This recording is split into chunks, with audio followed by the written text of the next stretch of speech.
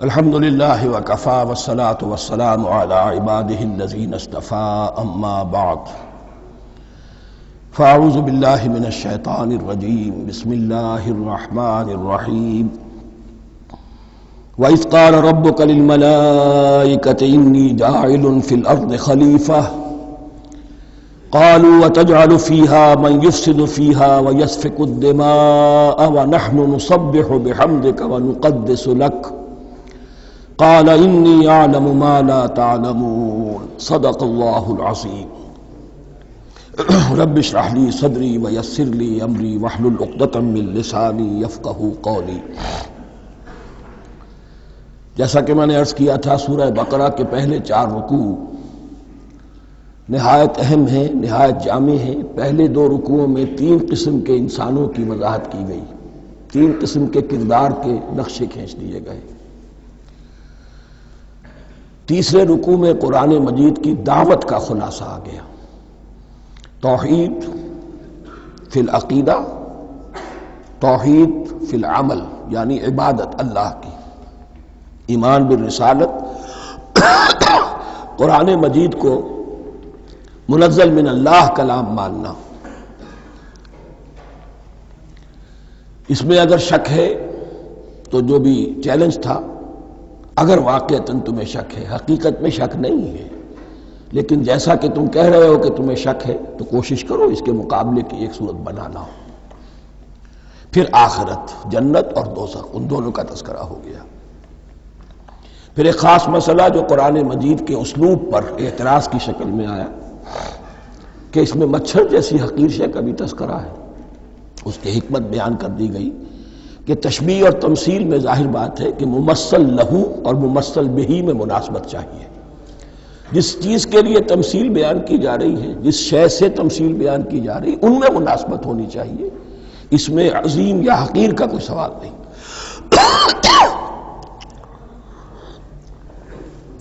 پھر یہ بات کہ جن لوگوں کے دلوں میں زیغ ہے، کجی ہے، وہ اس قرآن سے بھی ان کی ضلالت میں، گمراہی میں اضافہ ہوگا۔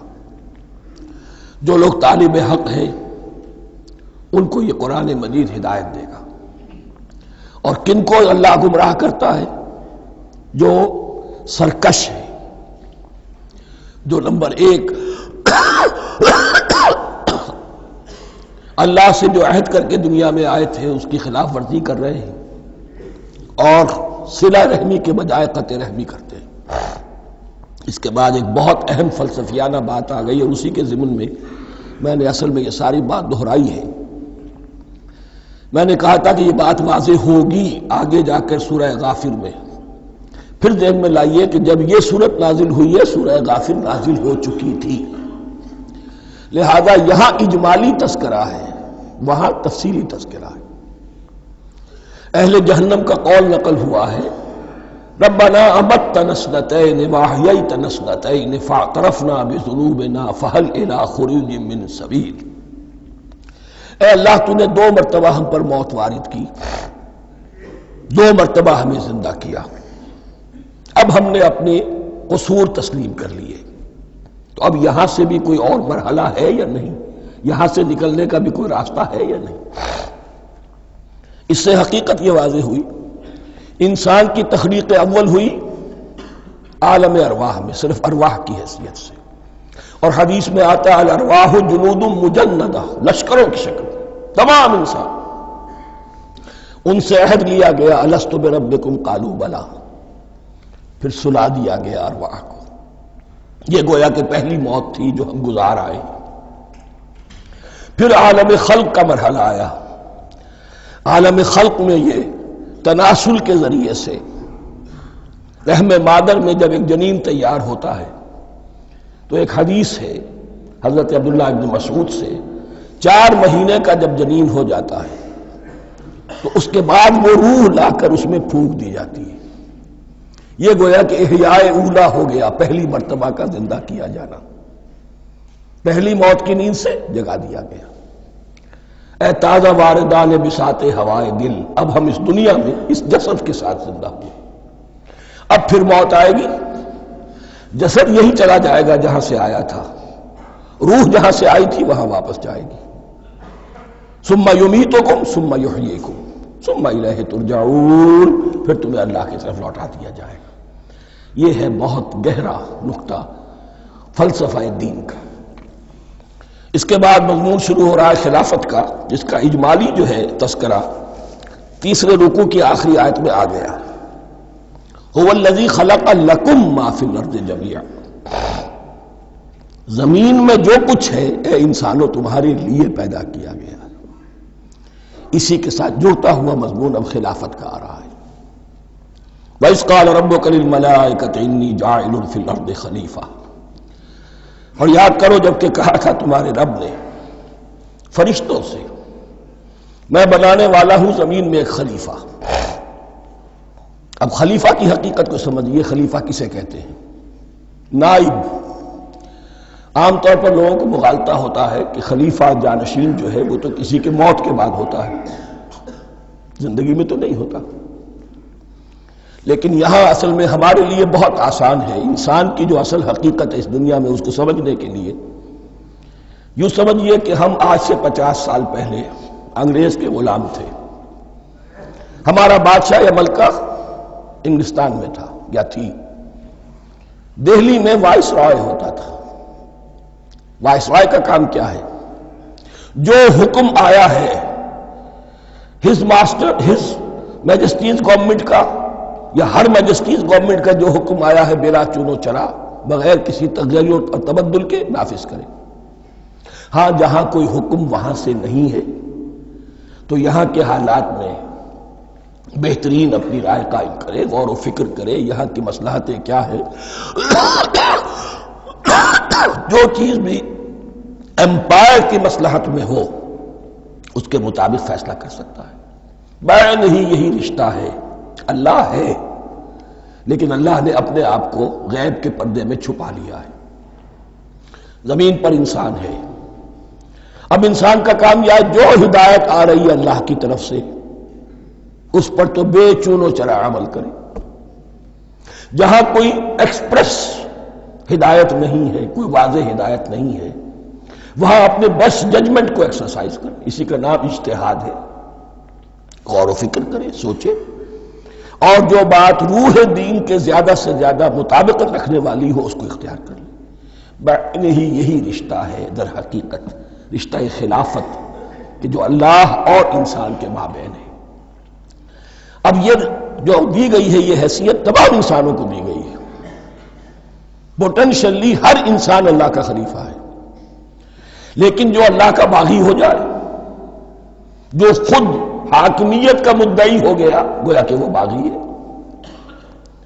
اب اگر شاہ جہان بادشاہ تھا، اس کا کوئی ولی عہد تھا، اور ولی عہد جو ہے صبر نہیں کر سکتا، اپنے باپ کی زندگی ہی میں بغاوت کر دیتا ہے، حکومت حاصل کرنا چاہتا ہے، تو اب وہ کیا ہے؟ واجب القتل ہے. جو لوگ بھی حاکمیت کے مدعی ہو گئے ویسے تو حقیقت واجب القتل ہے، لیکن دنیا میں مہلت دی ہے اللہ نے. یہ دار الامتحان ہے. فوراً قتل نہیں کرتا، فوراً ختم نہیں کرتا. وَلَوْلَا كَلِمَةٌ سَبَقَتْ مِنْ رَبِّكَ إِلَىٰ أَجَلٍ مُّسَمًّى لَقُضِيَ بَيْنَهُمْ، اگر یہ پہلے بات طے نہ ہو چکی ہوتی، ایک وقت معین تک کے لیے انہیں مہلت اللہ نے نہ دی ہوتی تو اللہ فیصلہ چکا دیتا. لیکن مہلت دی ہے. لیکن کم سے کم اتنی سزا ملتی ہے کہ اب وہ خلافت کے حق سے محروم کر دیے گئے. گویا کہ اب خلافت دنیا میں ہوگی خلافت المسلمین. صرف وہی شخص کہ جو اللہ کو مانے اپنا حاکم مطلق، وہ خلافت کا اہل ہے. تو یہ چند باتیں خلافت کی اصل حقیقت کے ضمن میں یہیں پر سمجھ لیجیے. وَإِذْ قَالَ رَبُّكَ لِلْمَلَائِكَةِ إِنِّي جَاعِلٌ فِي الْأَرْضِ خَلِيفَةً قَالُوا أَتَجْعَلُ فِيهَا مَن يُفْسِدُ فِيهَا وَيَسْفِكُ الدِّمَاءَ وَنَحْنُ نُسَبِّحُ بِحَمْدِكَ وَنُقَدِّسُ لَكَ. اور یاد کرو جب کہ تمہارے رب نے کہا تھا فرشتوں سے کہ میں زمین میں خلیفہ بنانے والا ہوں، تو انہوں نے کہا کہ کیا تو بنائے گا اس میں جو فساد مچائے گا اس میں اور خوریزی کرے گا. وَنَحْنُ نُسَبِّحُ بِحَمْدِكَ وَنُقَدِّسُ لَكَ، ہم آپ کی تسبیح اور تحمید اور آپ کی تقدیس میں لگے ہوئے ہیں. قَالَ إِنِّي أَعْلَمُ مَا لَا تَعْلَمُونَ، فرمایا میں جانتا ہوں جو تم نہیں جانتے. اب یہاں سوال پیدا ہوتا ہے کہ فرشتوں کو یہ گمان کیسے ہوا یا یہ خیال کیسے ہوا؟ دو رائے ہیں اس میں۔ ایک تو یہ کہ انسان کی تخلیق سے پہلے اس دنیا میں جنات تھے اور انہیں بھی کچھ اللہ نے تھوڑا سا اختیار دیا تھا اور انہوں نے یہاں فساد مچایا۔ انہی پر قیاس کرتے ہوئے فرشتوں نے سمجھا کہ انسان بھی پھر زمین میں فساد مچائے گا، خونریزی کرے گا۔ ایک دوسری اصولی بات یہ کہی گئی ہے کہ خلافت کا لفظ جب استعمال ہوا تو اس کے معنی ہے کہ کوئی نہ کوئی اختیار بھی ملے گا۔ جنات کے بارے میں خلافت کا لفظ کہیں نہیں آیا، انسان کے بارے میں آ رہا ہے۔ خلیفہ بالکل بے اختیار نہیں ہوتا، جیسا کہ میں نے عرض کیا، جہاں واضح حکم ہے تو اس کی تو تنفیذ، جہاں نہیں ہے وہاں اپنی رائے سے جتنا بھی بہتر سے بہتر سوچ سکتا ہو انسان رائے قائم کرے۔ یہ اختیار جو ہے، ظاہر بات ہے جہاں اختیار ہوگا صحیح استعمال ہونے کا بھی امکان ہے، غلط استعمال ہونے کا بھی امکان ہے۔ اختیار تو بلکہ یہ کہ آپ کا پولیٹیکل سائنس کا تو ایکسیم یہ ہے، authority turns to corrupt and absolute authority corrupts absolutely۔ تو ٹینڈنسی کرپشن کی ہوتی ہے اختیار کے اندر۔ اس بنا پر انہوں نے قیاس کیا کہ اس میں فساد ہوگا، خونریزی ہوگی۔ اللہ تعالیٰ نے فرمایا اپنی حکمتوں سے میں خود واقف ہوں، میں کیوں بنا رہا ہوں یہ میں جانتا ہوں، تم نہیں جانتے۔ وَعَلَّمَ آدَمَ الْأَسْمَاءَ كُلَّهَا، اور اللہ نے سکھا دیے آدم کو تمام کے تمام نام۔ اب اس میں بھی ایک رائے تو یہ ہے، بلکہ اس میں تقریباً اجماع ہے مفسرین کا، کہ اس سے مراد ہے تمام اشیاء کے نام، اور تمام اشیاء کے نام سے مراد ہے ان کی حقیقت کا علم۔ ہیومن نالج جو ہے، اگر آپ اس کا تجزیہ کریں گے تو وہ یہی ہے کہ انسان ایک چیز کو پہچانتا ہے، پھر اس کے لیے ایک نام رکھتا ہے یا کوئی ٹرم اس کے لیے قائم کرتا ہے۔ اس نام یا ٹرم اور اس کے حوالے سے، اصطلاح کے حوالے سے بہت سے حقائق کو اپنے ذہن کے اندر محفوظ کرتا ہے۔ تو گویا کہ ان علمہ آدم الاسماء کلہا، تمام نام سکھا دیے کل مادی کائنات کے اندر جو کچھ وجود میں آنے والا تھا، ان سب کی حقیقت سے پوٹینشلی حضرت آدم کو آگاہ کر دیا۔ یہ پوٹینشل علم ہے، ہیومن نالج، جو ایکوائرڈ نالج ہے، جو انسان کو سم اور بسم اور اپنے اس دماغ کے کمپیوٹر کے ذریعے سے حاصل ہوتا ہے۔ ایک ہے ریویلڈ نالج جو اللہ وحی کے ذریعے سے بھیجتا ہے، ایک ہے ایکوائرڈ نالج، انسان خود علم حاصل کرتا ہے۔ اس نے آنکھوں سے دیکھا، کان سے سنا، نتیجہ نکالا، اور اس کمپیوٹر نے اس کو پروسیس کیا، اس نتیجے کو کہیں میموری کے اندر سٹور کر لیا۔ یہ کمپیوٹر ہے بہت بڑا۔ پھر کچھ اور دیکھا، کچھ اور سنا، کچھ چھو کر معلوم ہوا، کچھ چکھ کر معلوم ہوا، کچھ سونگھ کر معلوم ہوا، کوئی اور نتیجہ نکلا، اسے وہ پاس میموری کے ساتھ اس کو ٹیلی کیا اور نتیجہ نکالا۔ اس طرح رفتہ رفتہ ان السمع والبصر والفؤاد کل اولئک کان عنہ مسئولا، یہ ایکوائرڈ نالج تین چیزوں سے انسان کو حاصل ہو رہا ہے، سماعت، بصارت اور یہ عقل، جو فائدہ اخذ کرتی ہے، جو اس کو پروسیس کرتی ہے، اس تمام جو سینس ڈیٹا اس کو مہیا ہوتا ہے سینس آرگنز کے ذریعے سے۔ یہ علم ہے جو پوٹینشلی حضرت آدم کو دے دیا گیا۔ اس کی ایکسفولیشن ہو رہی ہے، اب درجہ بدرجہ وہ علم پھیل رہا ہے، بڑھ رہا ہے، اور بڑھتے بڑھتے کہاں تک پہنچے گا ہم کچھ نہیں کہہ سکتے۔ کہاں سے کہاں پہنچ گیا انسان۔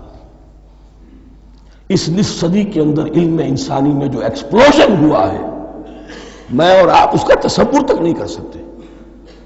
اکثر بڑے بڑے جو سائنسدان ہیں انہیں تصور نہیں ہے، اس لیے کہ ایک شخص اپنی لائن فزکس کے بارے میں جانتا ہے کیا کچھ ہو گیا، یا فزکس کی بھی کسی شاخ کے بارے میں جانتا ہے، باقی دوسری جو لائن ہے اسے کچھ پتہ نہیں۔ اسپیشلائزیشن کا دور ہے، لہذا جو ایکسپلوژن کہا جائے، دھماکہ ہوا ہے علم کا، اس کا کوئی اندازہ نہیں ہے ہمارے پاس، اور کس تیزی کے ساتھ وہ چیز آگے بڑھ رہی ہے، کس تیزی کے ساتھ ایک چیز آج جو ایجاد ہوئی چند دنوں کے اندر اندر اس کے بعد اس کا نیا کوئی ورشن آ جاتا ہے اور یہ چیز جو ہے آبسولیٹ ہو جاتی ہے۔ کمیونیکیشن کے اندر جو انقلاب عظیم برپا ہوا ہے، تو آپ یہ سمجھیے کہ اقبال نے جو شعر کبھی کہا تھا کہ عروج آدم خاکی سے انجم سہمے جاتے ہیں کہ یہ ٹوٹا ہوا تارا مہ کابل نہ بن جائے۔ اور یہ مہ کامل بنے گا کب؟ جب دجال کی شکل اختیار کرے گا۔ دجال کون ہوگا؟ جو ان تمام قواعد طبیعہ کے اوپر قابو پا لے گا، جب چاہے گا جہاں چاہے گا بارش برسائے گا، رزق کے تمام خزانے اپنے ہاتھ میں لے لے گا، جو اس کے اوپر ایمان لائے گا اسی کو ملے گا، کسی اور کو نہیں ملے گا، اس کی آواز پوری دنیا میں سنائی دے گی، وہ چند دنوں کے اندر پوری دنیا کا چکر لگا لے گا۔ یہ ساری چیزیں جو حدیث میں دجال کے بارے میں آئی ہیں وہ اسی علم آدم ایکوائرڈ نالج کے اس حد کو پہنچ جانا کہ وہ ٹوٹل مسٹریز نیچر کی جو ہے وہ اس پر منکشف ہو جائے اور ان قواعد طبیعہ کو وہ ہارنس کر لے، قابو میں لے آئے اور انہیں استعمال کرے۔ کبھی جب ہمارے کسی بہت 200-300ویں کوئی پیڑھی میں کوئی ہمارے جد امجد ہوں گے جنہوں نے کوئی چٹان دیکھی کہ گری، پتھر پر پتھر ٹکرایا تو آگ اس میں سے شعلہ نکلا، اس کا یہ مشاہدہ کافی ہو گیا آگ پیدا کرنے کے لیے۔ پتھروں کو ٹکراؤ آگ پیدا کر لو، یہ اس دور کی سب سے بڑی ایجاد تھی، آگ، انرجی۔ اب وہ انرجی کہاں سے کہاں پہنچی؟ وہ آگ نے بھاپ کی شکل اختیار کی، پھر ہم نے بجلی ایجاد کی، اور کب کیا ہے ایٹمک انرجی ہے اور نبل کیا کیا ہے، اللہ اعلم۔ ان تمام چیزوں کا تعلق ہے خلافت ارضی کے ساتھ، لہذا فرشتوں کو جو بتایا گیا وہ یہ ہے کہ آدم کو علم بھی دیا جا رہا ہے، صرف اختیار ہی نہیں دیا جا رہا، علم دیا جا رہا ہے۔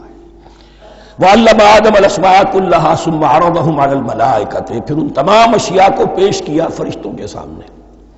فَقَالَ أَنبِئُونِي بِأَسْمَاءِ هَؤُلَاءِ، اور فرمایا کہ مجھے بتاؤ ان چیزوں کے نام، ان کنتم صادقین، اگر تم سچے ہو۔ قالوا سبحانک لا علم لنا الا ما علمتنا، انہوں نے کہا پروردگار تو پاک ہے ہر نقص سے، ہر عیب سے، ہر ذوف سے، ہر احتیاج سے، مبرہ ہے، منزہ ہے، اعلیٰ ہے، ارفع ہے۔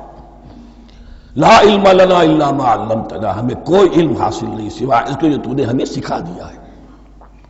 اس کی تعبیر یہی بہتر معلوم ہوتی ہے کہ ملائکہ کی حیثیت در حقیقت اس کائناتی جو حکومت ہے اللہ کی، آفاقی حکومت، اس کے کارندوں کی ہے، یا اس کے سول سرونٹس ہیں، تو ہر ایک کو صرف اس کے شعبے کے متعلق علم دیا گیا ہے، علم جامع نہیں ہے، تمام چیزوں کا علم یہ معلوم کرنے کی استعداد ان کے پاس نہیں ہے۔ کوئی فرشتہ فرض کیجئے بارش کے اوپر مامور ہے، کوئی پہاڑوں پر مامور ہے، جس کا ذکر سیرت میں آتا ہے کہ جب طائف میں حضور پر پتھراؤ ہوا ہے تو اس کے بعد ایک فرشتہ حاضر ہوا ہے کہ میں ملک الجبال ہوں، اللہ نے مجھے پہاڑوں پر مامور کیا ہوا ہے، آپ اگر فرمائیں تو جن لوگوں نے آپ کو ستایا ہے، یہ جو طائف جن دو پہاڑوں کے درمیان یہ وادی ہے، ان کو آپس میں ٹکرا دو کہ یہ پس کر اور سرما بن جائے۔ آپ نے فرمایا نہیں، کیا عجب، اللہ تعالیٰ ان کی اگلی نسلوں کو ہدایت دے دے۔ تو فرشتے ہیں، کوئی پہاڑوں پر مامور ہے، کوئی کسی خدمت پر مامور ہے، ان کو علم دیا گیا ہے صرف انہی کی اپنی جو بھی فرائض منصبی ہیں ان کے شعبے سے متعلق، کل نہیں۔ جامعیت جو ہے علم کی وہ ہے کہ جو حضرت آدم علیہ السلام کو پوٹینشلی دے دی گئی اور جو اب بڑھتے بڑھتے ایک بہت تراور درخت بن چکا ہے۔ سبحانک لا علم لنا الا ما علمتنا انک انت العلیم الحکیم، یقیناً آپ ہی کی ذات ہے جو کل کے کل علم کی حامل ہے اور جس کے اوپر حکمت بھی، جس کی حکمت بھی کامل ہے، باقی تو ہر مخلوق میں سے ہر ایک کا علم ناقص رہے گا۔ العلیم، کل علم کا جاننے والا تو ہی ہے، الحکیم، کل حکمت وہ تو تیرے ہی پاس ہے۔ قال یا آدم انبئہم باسمائہم، اللہ نے فرمایا کہ آدم ان کو بتاؤ ان کے نام۔ فلما انباہم باسمائہم، تو جب انہوں نے بتا دیے ان کو، فرشتوں کو، ان کے نام، قال الم اقل لکم انی اعلم غیب السماوات والارض، تو اللہ نے فرمایا کہ میں نے کہا نہیں تھا کہ میں جانتا ہوں آسمانوں اور زمین کی تمام غائب چیزوں کو جو تمہاری نگاہوں سے بھی اوجھل ہے، غیب، میں ہر شے کا جاننے والا ہوں۔ وَأَعْلَمُ مَا تُبْدُونَ وَمَا كُنْتُمْ تَكْتُمُونَ، اور میں جانتا ہوں جو کچھ تم ظاہر کر رہے تھے اور جو کچھ تم چھپا رہے تھے۔ چھپانے میں محسوس ہوتا ہے کہ ان کی خواہش یہ تھی کہ خلافت ہمیں ملے. ہم خدام ادب ہیں، ہر وقت تسبیح و تحمید اور تقدیس میں مصروف ہیں، جو حکم ملتا ہے بجا لاتے ہیں، تو یہ خلافت کسی اور مخلوق کو کیوں ملے؟ یہاں صرف یہ اور بتا دوں کہ یہ چونکہ اب ایک تیسری مخلوق کا ذکر بھی بعد میں آئے گا، 3 صاحب تشخص مخلوقات ہیں اللہ کی، صاحب تشخص، صاحب شعور، جن میں میں کا شعور ہے، انا، میں. ایک ملائکہ ہے، ان کی تخلیق نور سے ہوئی ہے. ایک انسان ہے جن کی تخلیق گارے سے ہوئی ہے. ایک جنات ہیں جن کی تخلیق آگ سے ہوئی ہے. باقی حیوانات ہیں، ان میں شعور تو ہے، خود شعور ہی نہیں ہے. Self consciousness, there is a world of difference between consciousness and self consciousness. انسان جب دیکھتا ہے تو اس کو یہ بھی معلوم ہے میں دیکھ رہا ہوں. کتا بلہ دیکھتا ہے، اسے یہ اندازہ نہیں ہوتا کہ میں دیکھ رہا ہوں. دیکھنے کا ایک نتیجہ ہے جو نکل آتا ہے، لیکن میں کا وجود نہیں ہے. یہ انا، سیلف، ایگو، یہ انسان میں ہے، جنات میں ہے، شعور میں اور فرشتوں میں ہے. ایک نوری مخلوق، ایک ناری مخلوق، ایک زمین کے اس کرسٹ میں، یہ جو مٹی اور گارے، مٹی اور پانی کا جو ملغوبہ ہے گارے کی شکل میں، اس سے بنا ہے. قال يا آدم انبئهم بأسمائهم فلما انبأهم بأسمائهم قال ألم أقل لكم إني أعلم غيب السماوات والأرض وأعلم ما تبدون وما كنتم تكتمون وإذ قلنا للملائكة اسجدوا لآدم فسجدوا إلا إبليس. اور یاد کرو جب کہ ہم نے کہا فرشتوں سے سجدہ کرو سب کے سب آدم کو، جھک جاؤ آدم کے سامنے. فسجدوا، ان سب نے سجدہ کیا، الا ابلیس، سوائے ابلیس کے. پہلی بات تو یہ سمجھیے کہ تمام ملائکہ کے سجدے کی ضرورت کیا تھی؟ کیا یہ صرف تعظیماً تھا؟ اور تعظیماً اگر تھا تو کیا آدم خاکی کی تعظیم تھی یا کسی اور شے کی تعظیم تھی؟ مکی صورتوں میں یہ بات 2 جگہ واضح کی گئی ہے. فَإِذَا سَوَّيْتُهُ وَنَفَخْتُ فِيهِ مِن رُوحِي فَقَعُوا لَهُ سَاجِدِينَ. جب میں اس آدم کی تخلیق مکمل کر لوں اور اس میں اپنی روح میں سے پھونک دوں، تب گر پڑنا اس کے سامنے سجدے میں. تعظیم اگر ہے تو آدم خاکی کی نہیں ہے، اس کے اندر جو ڈیوائن ایلیمنٹ ہے، جو ڈیوائن سپارک ہے، جو روح ربانی ہے، میری روح، اس کی ہے. اور نمبر 2، اس کی حکمت کیا ہے، علت کیا ہے، غرض و غایت کیا ہے؟ جیسا کہ میں نے عرض کیا، اس کائنات کی اس حکومت کے کارندے تو وہ ہیں. خلیفہ بنایا جا رہا انسان کو، جب تک یہ ساری سول سروس اس کے تابع نہ ہو خلافت کیسے کرے گا؟ دیکھیے میں جانا چاہتا ہوں، چوری کرنے کے لیے جانا چاہتا ہوں، راستے میں کتنے فیکٹرز ہوں گے، کتنے فزیکل فینومینا ہوں گے. میں چلنا چاہتا ہوں، میں زمین کو دھکیلتا ہوں، زمین مجھے دھکیلتی ہے. زمین مجھے نہ دھکیلے تو میں کیسے چلوں گا؟ یہ پوری کائنات جو ہے، یہ جب ہم کوئی ارادہ کرتے ہیں اور کوئی فیل کرتے ہیں تو اس فیل کے پورے ہونے میں، اس کے ظہور میں نہ معلوم کون کون سے ایلیمنٹس ہیں، کون کون سی فورسز آف دی نیچر ہیں جو ہمارے ساتھ موافقت کرتی ہے تو ہم وہ کام کر سکتے ہیں. اور ان سب پر فرشتے مامور ہیں، ہر ایک کی اپنی ڈومین ہے. اگر وہ تابع نہ ہوں تو خلافت کی کوئی معنی نہیں. خلافت دی گئی ہے، یہ ادھر جانا چاہتا ہے جانے دو، یہ نماز کے لیے مسجد میں جانا چاہتا ہے جانے دو، یہ چوری کے لیے نکلا ہے نکلنے دو. اس لیے کہ اس کو جو اختیار دیا گیا ہے، اس کے اختیار کے استعمال میں یہ تمام جو قوتیں ہیں وہ اس کے ساتھ موافقت کرتی ہیں، تب اس کا کوئی ارادہ، وہ اچھا ہو یا برا، وہ پایہ تکمیل کو پہنچ سکتا ہے. یہ گویا کہ سبارڈینیشن اس کے لیے سمبل کہ تمام فرشتوں کو جھکا دیا گیا. البتہ اس آیت میں ایک مغالطہ پیدا ہوتا ہے، الا ابلیس، سوائے ابلیس کے. مغالطہ یہ پیدا ہوتا کہ شاید وہ بھی فرشتہ تھا، اس لیے کہ حکم تو فرشتوں کو دیا گیا تھا۔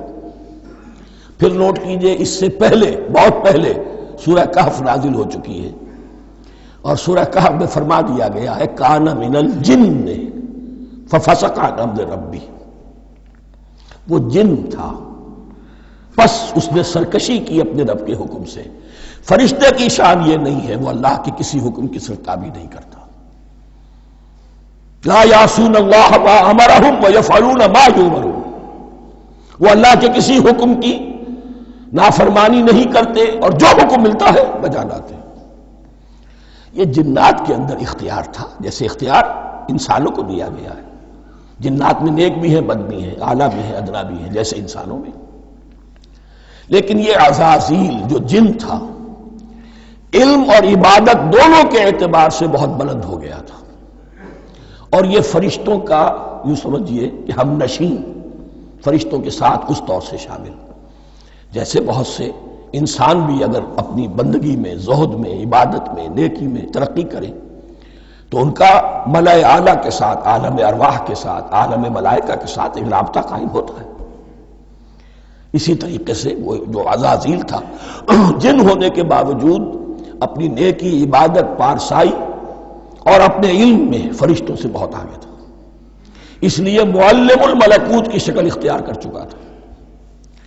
اس کو اپنی ذوق تھا، یہ بات جیسا کہ میں نے عرض کیا 7 مرتبہ قرآن میں یہ بات آئی ہے، قصہ ابلیس و آدم، کہ فرشتوں کو حکم ہوا کہ سجدہ کرو، سب جھک گئے، ابلیس نے سجدے سے انکار کر دی 7 مرتبہ۔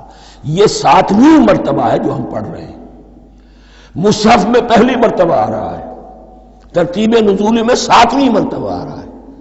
یہ آدم و ابلیس کا قصہ اس سے آگے سورہ اعراف میں آئے گا، پھر سورہ ہجر میں آئے گا، سورہ بنی اسرائیل میں آئے گا، سورہ کہف میں آئے گا، سورہ طٰہٰ میں آئے گا، سورہ صاد میں آئے گا، 6 مرتبہ مکی قرآن میں، 1 مرتبہ یہاں۔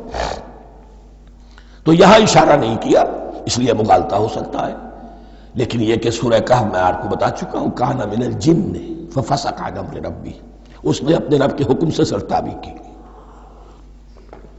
نام اس کا عزازیل تھا، ابلیس اس کا صفاتی نام ہے اب، اس لیے کہ اب لسیبلسو کے معنی ہوتے ہیں مایوس ہو جانا، یہ اللہ کی رحمت سے بالکل مایوس ہے، اور مایوس جو ہو جائے وہ شیطان ہو جاتا ہے۔ اب میرا تو چھٹکارا نہیں ہے، جتنوں کو برباد کر سکوں کروں، میری تو عاقبت خراب ہو چکی ہے، جتنوں کو اپنے ساتھ، ہم تو ڈوبے ہیں سنم، تم کو بھی لے ڈوبیں گے۔ اب وہ شیطان اس معنی میں کہ انسان کی عداوت اس کی گھٹی میں پڑ گئی، اس نے اللہ سے پھر اجازت بھی لی کہ مجھے مہلت دے دے، یوم یبعثون، قیامت تک کے دن کے لیے، تو میں ثابت کر دوں گا کہ یہ آدم اس رتبے کا حقدار نہ تھا، مستحق نہ تھا جو اسے دیا گیا۔ انا خیر منہ، میں اس سے بہتر ہوں، خلقتنی من نار وخلقتہ من طین، تو نے مجھے آگ سے بنایا، اسے گارے سے بنایا۔ لیکن یہ تکبر ہے در حقیقت کہ جس نے اسے راندہ درگاہ حق کر دیا۔ وَإِذْ قُلْنَا لِلْمَلَائِكَةِ اسْجُدُوا لِآدَمَ فَسَجَدُوا إِلَّا إِبْلِيسَ أَبَىٰ وَاسْتَكْبَرَ، ابا اس نے انکار کیا، واستکبر اور تکبر کیا، استکبار کیا، وَكَانَ مِنَ الْكَافِرِينَ۔ کانا عربی زبان میں 2 طرح کا ہوتا ہے، تامہ، ناقصہ۔ ایک معنی یہ ہو سکتے ہیں کہ ہو گیا، اب اپنے اس استکبار اور انکار کی وجہ سے کانا من الکافرین، وہ کافروں میں سے ہو گیا۔ ایک کانا تامہ ہوتا تھا ہی کافروں میں سے، یعنی اس کے اندر سرکشی چھپی ہوئی تھی، اب ظاہر ہو گئی۔ یہ معاملہ ہوتا ہے، کسی شخص کی بدنیت ہی اس کے اوپر پردے پڑے رہتے ہیں نیکی کے، زہد کے، کسی خاص وقت میں آ کر وہ ننگا ہو جاتا ہے، اور جو اس کے اندر تھا اصل، اس کی حقیقت، وہ سامنے آ جاتی ہے۔ اس کا امکان ہے، تو دونوں معنی اس کے ہو سکتے ہیں۔ وَقُلْنَا يَا آدَمُ اسْكُنْ أَنْتَ وَزَوْجُكَ الْجَنَّةَ، اور ہم نے کہا کہ اے آدم رہو تم اور تمہاری بیوی جنت میں۔ اب یہ جنت کون سی ہے؟ اکثر حضرات کے نام کے نزدیک یہ جنت کہیں آسمان ہی میں تھی، آسمان ہی میں حضرت آدم کی تخلیق ہوئی۔ البتہ یہ سب مانتے ہیں کہ ایک وہ جنت الفردوس جو ہے جس میں جانے کے بعد پھر واپس نکلنے کا کوئی امکان نہیں، یہ وہ جنت نہیں ہے جس میں کہ آخرت میں لوگوں کو جا کر داخل ہونا ہے، اس میں داخل ہونے والے کے نکلنے کا کوئی امکان نہیں۔ ایک رائے یہ بھی ہے، میرا رجحان اس رائے کی طرف ہے، تخلیق آدم اسی زمین پر ہوئی ہے، وہ جن مراحل سے گزری ہے تخلیق وہ ایک علیحدہ مسئلہ ہے۔ بایولوجی اور وحی دونوں اس پر متفق ہیں کہ مٹی سے، کرسٹ آف دی ارتھ سے انسان بنا ہے، اس پر اتفاق ہے، قرآن کا بھی اور بایولوجی کا بھی، جدید علم الحیوانات کا بھی، علم الحیات کا۔ سٹیجز کیا ہیں اس میں اختلاف ہو سکتا ہے، اس کو چھوڑ دیجئے، وہ اس وقت کا بحث نہیں۔ یہی کسی اونچے مقام پر کوئی سرسبز و شاداب علاقہ تھا جہاں حضرت آدم کو رکھا گیا، جہاں ہر طرح کے میوے تھے، ہر شے، لا تظمأ فیہا ولا تضحیٰ، نہ اس میں بھوک لگے گی نہ دھوپ تمہیں ستائے گی، ہر طرح کی چیز تمہیں فراہم ہے۔ وہاں رکھے گئے ہیں صرف ایک ڈیمانسٹریشن کے لیے کہ انہیں نظر آ جائے کہ شیطان میرا دشمن ہے، وہ مجھے ورغلائے گا، طرح طرح سے میرے اندر وسوسہ اندازی کرے گا، میرے اور میری اولاد کے، صرف ایک ڈیمانسٹریشن۔ اس کی مثال یوں سمجھیے کہ سلیکشن تو ہو گیا، سی ایس پی گریڈ میں کوئی شخص آ گیا ہے، لیکن اب وہ سول سروس اکیڈمی میں رکھا جا رہا ہے۔ تو یہ کوئی اکیڈمی ہو سکتا ہے اسی زمین پر ہو، صرف بتانا یہ تھا کہ تمہیں معلوم ہو جائے کہ یہ شیطان تمہارا دشمن ہے۔ اس لیے کہ اس میں جو ایک لفظ حبوط کا آ رہا ہے، وہ حبوط صرف ایک کی معنی میں نہیں ہوتا، دوسری معنی میں بھی ہے۔ اللہ عالم، یہ چیزیں پھر متشابہات میں رہیں گی، اس لیے ان کے بارے میں کوئی ایک رائے دوسری رائے، اس کے لیے ذہن سے، عقل سے بات کر کے ایک یا دوسری رائے اختیار کر سکتے ہیں۔ وَقُلْنَا يَا آدَمُ اسْكُنْ أَنْتَ وَزَوْجُكَ الْجَنَّةَ، اور ہم نے کہا کہ رہو اے آدم تم بھی اور تمہاری بیوی بھی باغ میں، اس باغ میں، الجنہ اس باغ میں، گویا کہ اشارہ کیا جا رہا ہے۔ وَكُلَا مِنْهَا رَغَدًا حَيْثُ شِئْتُمْ، اور کھاؤ اس میں سے با فراغت جہاں سے چاہو، ہر طرح کا پھل ہے کھاؤ۔ وَلَا تَقْرَبَا هَٰذِهِ الشَّجَرَةَ، یہاں پہ اس درخت کا نام نہیں دیا گیا، اشارہ اس درخت کے قریب مت جانا۔ فَتَكُونَا مِنَ الظَّالِمِينَ، تو تم ظالموں میں سے ہو جاؤ گے، تم حد سے گزرنے والوں میں سے ہو جاؤ گے۔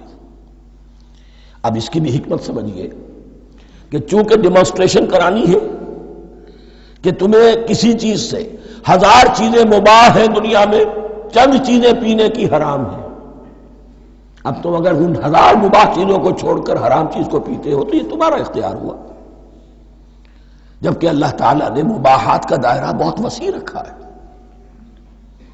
جس سے چاہو چند رشتے ہیں جو بیان کر دیے گئے، یہ حرام ہے، محرمات ہے، ابدیہ ہے، ان سے تو شادی نہیں ہو سکتی، باقی کسی مسلمان عورت سے دنیا کے کسی کونے میں وہ شادی کر سکتے، کروڑوں کے آپشنز آپ کے لیے خالی کھلے ہیں، لیکن پھر بھی انسان شادی نہ کرے، زنا کرے، یہ گویا کہ اس کی اپنی خباثت نفس ہے۔ ایک نہیں، دو دو، تین تین، چار چار تک شادی کرو، اجازت ہے تمہیں۔ تو اس اعتبار سے مباحات، اب یہ پورا باغ تمہارے لیے مباح ہے، بس ایک درخت ہے اس کے پاس نہ جانا، اور درخت کا نام لینے کی کوئی ضرورت نہیں، تو آزمائش تھی نا، صرف ایک آزمائش اور اس کی ڈیمانسٹریشن۔ فَأَزَلَّهُمَا الشَّيْطَانُ عَنْهَا، تو پھسلا دیا ان دونوں کو شیطان نے اس درخت کے بارے میں۔ اب وہ کس کس طریقے سے پھسلایا، یہ بھی جیسا کہ میں نے عرض کیا 6 مرتبہ چونکہ یہ قصہ آ چکا ہے، اس کی آپ کو سورہ طٰہٰ میں تفصیل ملے گی، کس کس طریقے سے پھسلایا اور اس بات کے لیے تیار کیا۔ فَأَخْرَجَهُمَا مِمَّا كَانَا فِيهِ، تو نکلوا دیا ان دونوں کو اس کیفیت میں سے جس میں کہ وہ تھے، وہ کیفیت کہ نہ کوئی مشقت ہے نہ کوئی محنت ہے، اور انسان کو ہر طرح کا اچھے سے اچھا پھل مل رہا ہے، تمام ضروریات فراہم ہیں، اور خاص کوئی حلہ جنت ہے جس کا کہ لباس بھی عطا کیا گیا ہے۔ لیکن ان کیفیات سے اب نکال کر، اب جسے آپ کہیں گے bitter facts of life، اچھا اب جاؤ، یہ ڈیمانسٹریشن کرنی تھی، ہو گئی، شیطان تمہارا دشمن ہے، تمہارا اور تمہاری نسل کا، شیطان لعین، اور وہ تمہیں پھسلائے گا جیسے آج پھسلایا ہے۔ تم آگاہ رہنا اس کی شرارتوں سے، ان الشیطان لکم عدو فاتخذوہ عدوا، یہ شیطان تمہارا دشمن ہے، اسے اپنا دشمن ہی سمجھو۔ لیکن یہ ہے کہ اگر کچھ لوگ اسے دوست بنا لیں، اس کے ایجنٹ بن جائیں، اس کے کارندے بن جائیں، یہ ان کا چوائس ہے جس کی سزا انہیں ملے گی۔ فَأَخْرَجَهُمَا مِمَّا كَانَا فِيهِ وَقُلْنَا اهْبِطُوا بَعْضُكُمْ لِبَعْضٍ عَدُوٌّ، اور ہم نے کہا اترو، تم سب ایک دوسرے کے دشمن ہوگے۔ اب یہ چونکہ جمع کا صیغہ آیا ہے، ایک دوسرے کے دشمن ہوگے، تو ایک دشمنی تو شیطان اور آدم اور ذریت آدم کی ہے، ایک اور دشمنی بھی ہے جو انسان میں مرد اور عورت کے مابین ہے۔ عورت بھی پھسلاتی ہے، غلط راستے پر ڈالتی ہے، مرد عورتوں کو گمراہ کرتے ہیں، عورتیں مردوں کو گمراہ کرتی ہیں۔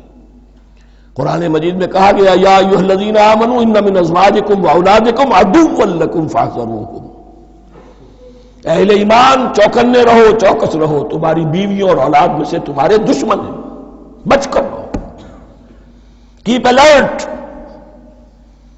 کہیں ان کی محبت تمہیں راہ حق سے منحرف نہ کر دے۔ تم ایک اچھا کام کرنا چاہتے ہو، بیوی رکاوٹ بن گئی، بیوی کو اچھا کام کرنا چاہتی، شوہر رکاوٹ بن گیا، تو یہ محبت نہیں ہے، یہ عداوت ہے۔ اس حوالے سے بعضکم لبعض عدو وَلَكُمْ فِي الْأَرْضِ مُسْتَقَرٌّ وَمَتَاعٌ إِلَىٰ حِینٍ، اور تمہارے لیے اب زمین میں مستقر ہے، جائے قیام ہے اور متاع ہے، ضرورت کی چیزیں ہیں ہم نے فراہم کر دی ہیں، إِلَىٰ حِین، لیکن ایک وقت معین تک کے لیے، یہ ابدی نہیں ہے، ایک وقت آئے گا یہ بساط ہم لپیٹ دیں گے۔ یوم نطوی السماء کطی السجل للکتب، جس دن کے ہم تمام فضاؤں کو اور تمام خلاؤں کو، تمام آسمانوں کو اس طرح لپیٹ لیں گے جیسے کتابوں کا تمار لپیٹ لیا جاتا ہے۔ ایک وقت آئے گا، یہ تخلیق الی اجل مسمى ہے، الی حین ہے۔ فتلقى آدم من ربہ کلمات فتاب علیہ، تو سیکھ لیے، حاصل کر لیے آدم نے اپنے رب سے کچھ کلمات، تو اللہ نے ان کی توبہ قبول کر لی۔ اب اس کی وضاحت سورہ اعراف میں ہے، یہ تو چونکہ پس منظر میں وہ 2/3 قرآن موجود ہے، اس کی وضاحت کیا ہے کہ حضرت آدم میں سخت پشیمانی پیدا ہوئی ہے، میں نے کیا کیا، مجھ سے خطا سرزد ہو گئی، اللہ کے حکم کی میں نے خلاف ورزی کی، لیکن ان کے پاس الفاظ نہیں تھے کن الفاظ میں اللہ سے استغفار کریں، کن الفاظ میں اللہ سے معافی چاہیں۔ اللہ کی رحمت یہ ہوئی کہ اللہ نے الفاظ انہیں خود تلقین فرما دی۔ یہ اللہ کی شان رحیمی ہے۔ اصل شے جو ہے وہ انسان کے اندر گناہ پر ندامت کا پیدا ہو جانا ہے، یہ اصل توبہ ہے۔ علامہ اقبال نے جو بڑی اپنی آغاز عنفوان شباب میں جو اشعار کہے تھے، ان میں سے ایک شعر کو سن کر پھڑک اٹھے تھے اس وقت کے اساتذہ بھی۔ موتی سمجھ کے شان کریمی نے چن لیے، قطرے جو تھے میرے عرق انفعال کے، انفعال کہتے ہیں شرمندگی کو، شرمندگی سے میری پیشانی پر جو پسینے کے قطرے نمودار ہو گئے، میرے پروردگار کو وہ اتنے عزیز ہوئے، اس نے انہیں موتی کی طرف چن لیا۔ موتی سمجھ کے شان کریمی نے چن لیے، قطرے جو تھے میرے عرق انفعال کے۔ تو فتلقى آدم من ربہ کلمات، ان پر پچھتاوا ہوا، ندامت ہوئی، اللہ نے انہیں الفاظ، وہ الفاظ کیا تھے وہ سورہ اعراف میں ہیں، ربنا ظلمنا انفسنا وان لم تغفر لنا وترحمنا لنکونن من الخاسرین، اے اللہ ہم نے اپنی جانوں پر ظلم کیا ہے، اور اگر تو نے ہمیں بخش نہ دیا اور رحم نہ فرمایا تو ہم تو خسارہ والوں میں ہو جائیں گے، تباہ ہو جائیں گے، برباد ہو جائیں گے۔ یہی پر فوری تقابل موجود ہے۔ غلطی ابلیس سے بھی ہوئی، حکم سے سرتابی ہوئی، لیکن اس پر ندامت نہیں ہوئی، تکبر کی بنا پر اور اکڑ گیا، انا خیر منہ۔ غلطی آدم سے بھی ہوئی، نافرمانی ہوئی، لیکن اس پر پشیمان ہوئے اور توبہ کی۔ وہ شیطنت ہے، یہ آدمیت ہے، ورنہ کوئی انسان گناہ سے اور معصیت سے مبرہ نہیں ہے۔ حضور کی ایک حدیث ہے کلو بنی آدم کلکم خطاؤون کلو بنی آدم خطاؤون وخیر الخطائین التوابون، آدم کے تمام اولاد تمام انسان خطا کار ہیں، ان خطا کاروں میں بہتر وہ ہیں، اچھے وہ ہیں جو توبہ کرتے ہیں۔ تو یہاں حضرت آدم سے غلطی ہوئی، انہوں نے توبہ کی، پشیمانی ہوئی، ندامت ہوئی، اس نے کی اور اس پر جم گیا، اصرار کیا۔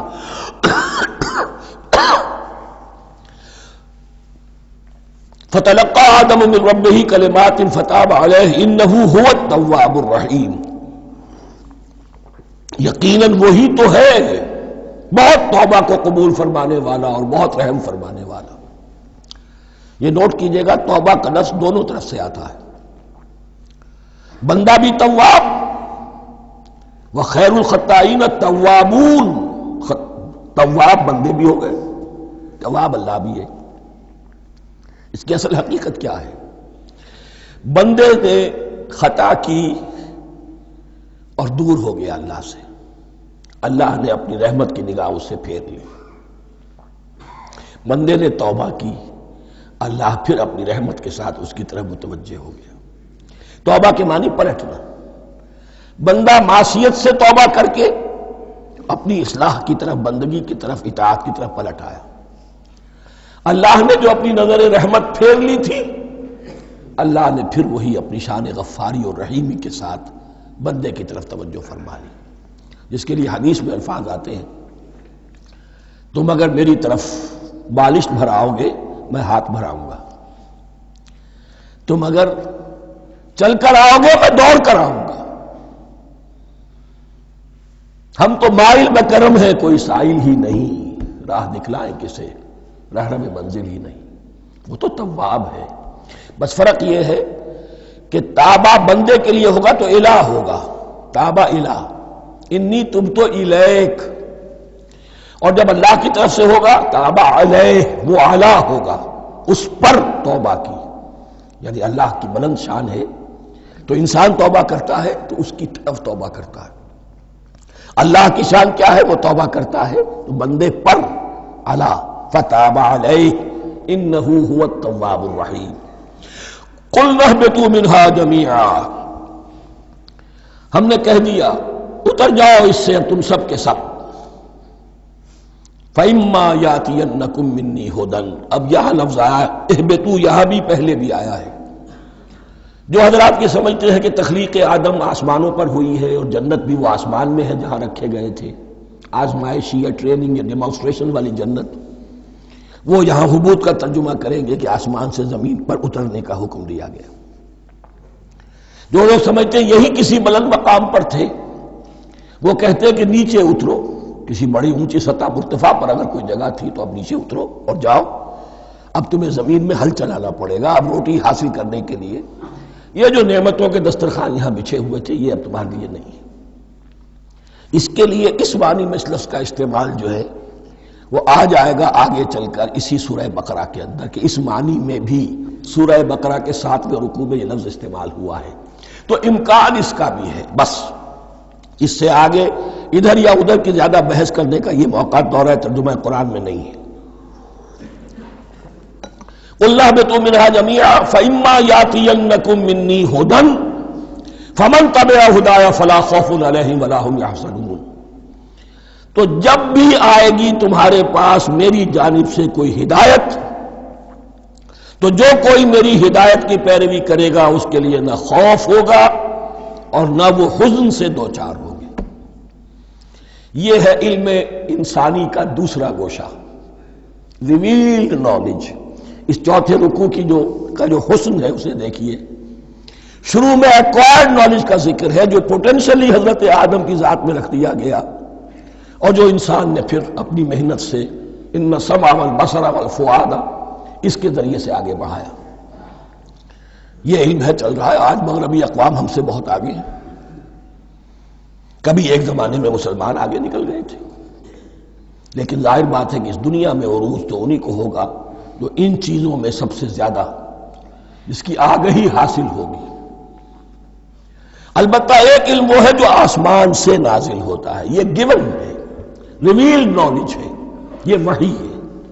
فَإِمَّا يَأْتِيَنَّكُم مِّنِّي هُدًى، تمہارے مقام خلافت کا تقاضا یہ ہے جو احکام ہمارے آئے، جو ہدایات ہم بھیجیں، ان کو تو پوری طریقے سے اس کی پیروی کرو۔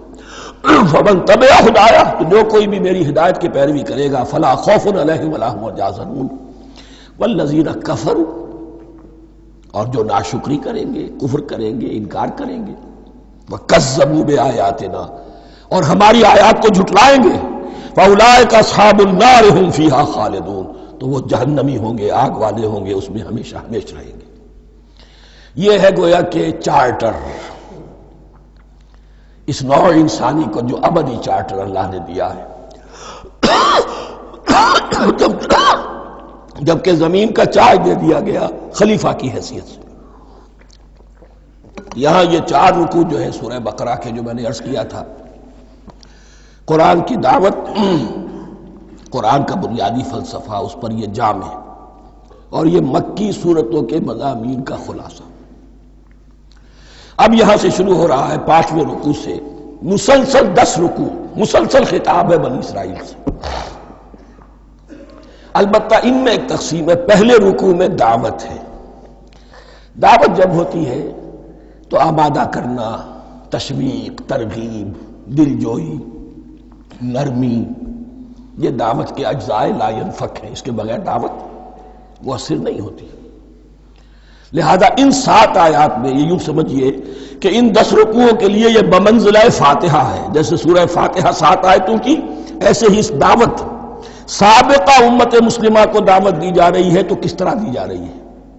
یہ کون تھے؟ یہ بھی مسلمان ہی تو تھے نا، کافر تو ہو گئے حضور کا انکار کر کے، ورنہ وہ موسیٰ کے ماننے والے، شریعت ان کے پاس، بڑے بڑے علماء ان میں، علم کا چرچا ان میں، سب کچھ تھا، ان کو دعوت دی جا رہی ہے۔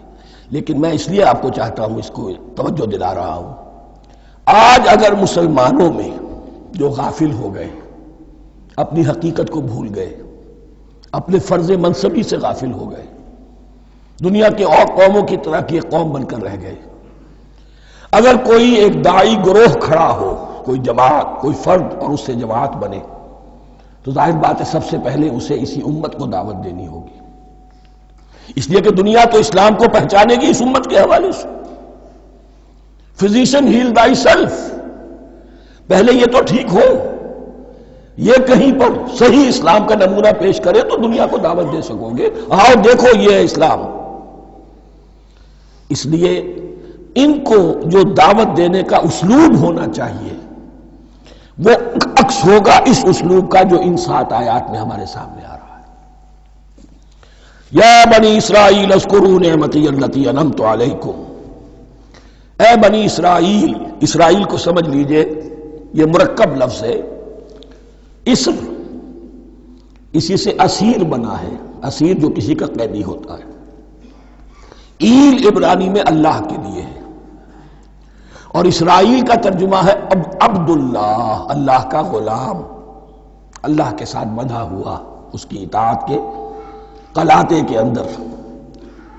تو یہ اسرائیل یہ لقب ہے حضرت یعقوب علیہ السلام کا، ان کے 12 بیٹے تھے، 12 بیٹوں سے جو نسل چلی وہ بنی اسرائیل ہے، انہی میں حضرت موسیٰ کی بعثت ہوئی اور تورات انہیں دی گئی، پھر یہ ایک بہت بڑی امت بنے۔ ان پر 4 ادوار آ چکے تھے قرآن مجید کے نزول کے وقت تک، 2 مرتبہ اللہ کی رحمت کی بارشیں ہوئیں،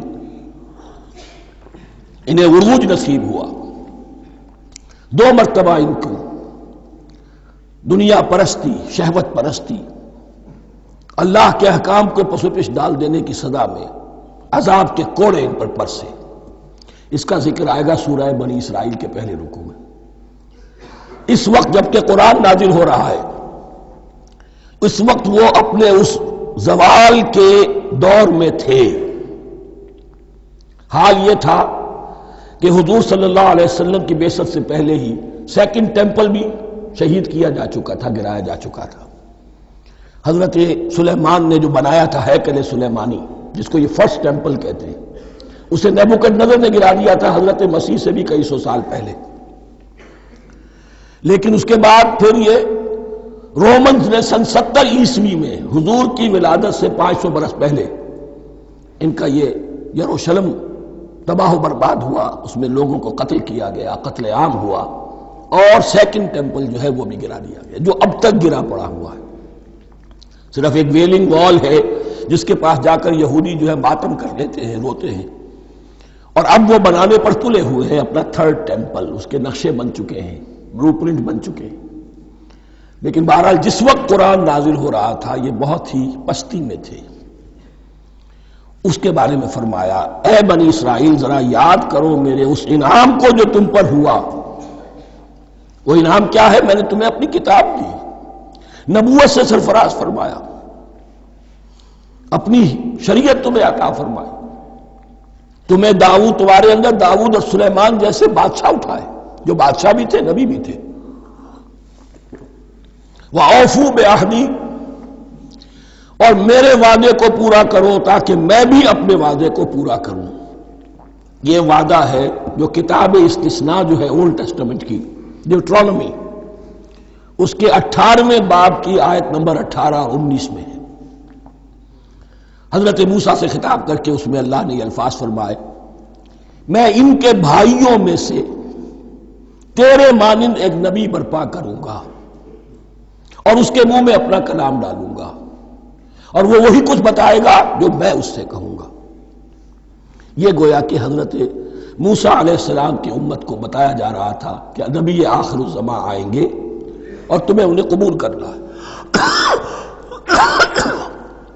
قرآن مجید میں اس کا بڑا تفصیلی ذکر سورہ اعراف میں آئے گا انشاءاللہ، لیکن یہاں فرمایا اوفوا بعہدی اوف بعہدکم، تم میرا عہد پورا کرو، میرے اس نبی کو تسلیم کرو، اس پر ایمان لاؤ، اس پر کی صدا پر لبیک کہو، تو میں تمہیں میرے انعام و اکرام اور بڑھتے چلے جائیں گے۔ وَإِيَّايَ فَارْهَبُونِ، اور صرف مجھ سے ڈرو۔ وَآمِنُوا بِمَا أَنزَلْتُ مُصَدِّقًا لِمَا مَعَكُمْ، اور ایمان لاؤ اس پر جو میں نے نازل کیا ہے، جو تمہارے پاس جو تورات ہے اس کی تصدیق کرتے ہوئے آیا ہے۔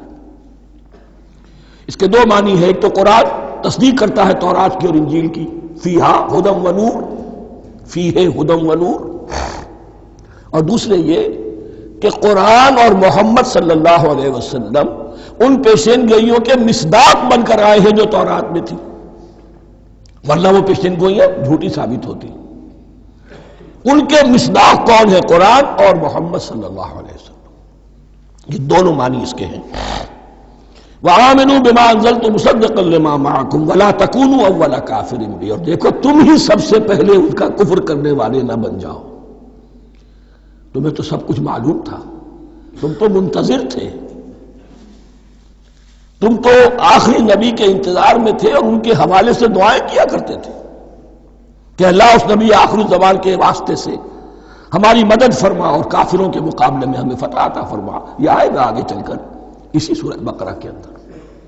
لیکن اب تم ہی سب سے بڑھ کر کافر ہو گئے، تم ہی سب سے بڑھ کر دشمن ہو گئے۔ وَلَا تَكُونُوا أَوَّلَ كَافِرٍ بِهِ وَلَا تَشْتَرُوا بِآيَاتِي ثَمَنًا قَلِيلًا، اور دیکھو میری ان آیات کے عوض حقیر سی قیمت قبول نہ کرو۔ یہ آیات الہیہ ہیں، ان کو رد کر رہے ہو، کس لیے؟ ہماری مسندیں، ہماری حیثیت، ہماری چودراہٹیں، کہیں ان پر کوئی آنچ نہ آ جائے۔ حقیر سی چیزیں، یہ صرف اس دنیا کا سامان ہے، اس کے سوا کچھ نہیں۔ وَلَا تَشْتَرُوا بِآيَاتِي ثَمَنًا قَلِيلًا وَإِيَّايَ فَاتَّقُونِ، اور صرف مجھ سے تقوی اختیار کرو، میرا تقوی اختیار کرو۔